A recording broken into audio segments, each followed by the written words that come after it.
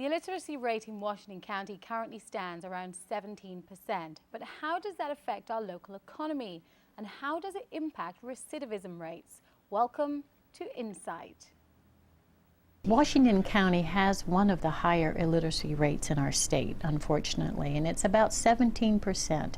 That means 17% of the adult population in Washington County cannot read above a 4th grade level. So what kind of an effect does this have on our local economy? Negative impact, unfortunately, because people who cannot read to comprehend are a drain on business. They cause the biggest amount of industrial accidents, the biggest amount of mismanagement of shipments, etc., particularly in our community where we depend a lot on distribution, warehousing industry.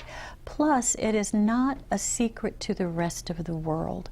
Literacy rates are published nationally, and companies who are looking to relocate to communities are looking at communities, not only their education rates, how many of our population have gone beyond a post-secondary education, but also they're looking at things like literacy. Will they have a literate workforce to hire if they relocate a portion or all of their business to our community?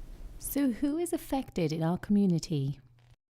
You will see it across the broad spectrum of our population. Of course, now as we're becoming a more multicultural community, we have a lot of new immigrants coming into our community who English is not their primary language. So they are having to learn a new language, having to learn to read in a new language. Some of them, though, are illiterate in their own native language as well. So they are under a double handicap. And those are issues that we as a community have to grapple with. We have to work with our new populations to make sure that they're full contributing members of our community. Because remember, those who are well educated, those who are illiterate, who can go on to high school and successfully matriculate in school, they go out into the workforce. They go out and contribute to our community. They pay taxes. They help build the roads, and they help build the schools and the libraries and the healthcare systems that make this a community we want to live in. But as a society, do we truly realize the dangers associated with not being able to read? There's been a lot of children who have been seen in emergency room for mismanaged medication or inadvertent overdoses because their mothers, not intentionally, but because they could not understand the directions, could not read the direction, unfortunately over-medicated their child. I asked Mary what were the factors affecting illiteracy in our community. Well, one of the things I like to say, Rachel, is that literacy is a multi-generational scourge, meaning that if your parents are illiterate, you have a greater chance of being illiterate yourself. People who don't realize that people who have learning disabilities are not lacking in intelligence. They are very bright people. And the fact that many of our adult illiterate members of our community started life when dyslexia was not as understood as it is today. So they got off on a bad foot, and it wasn't recognized that they had a learning disability. And by the time they got out of school, they either dropped out or were socially promoted and put into the mainstream community. They became very adept at hiding their disability, the fact that they could not read. How closely is illiteracy related to the number of people entering the criminal justice system? If you go into one of our state prisons, you will see that the majority of those incarcerated have learning issues, that they're functionally illiterate. And I know that our correctional system, one of its goals is to try to get the GED through, to get our incarcerated populations into GED programs, and those that are successful in obtaining their GED when they are incarcerated come out and have a less chance of returning to prison within 5 years.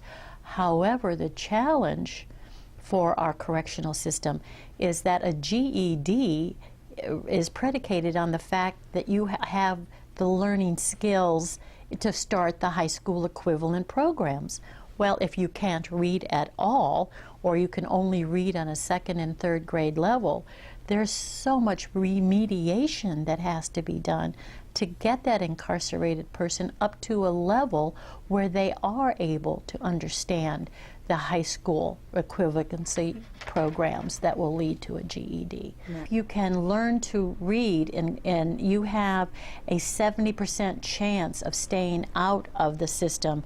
If you don't, you have more than a 50-50 chance of returning to incarceration within 5 years. So what is available in our community to help those who are illiterate? We have the Illiteracy Coalition in Washington County, which is a group of volunteers who work one-on-one with an adult learner.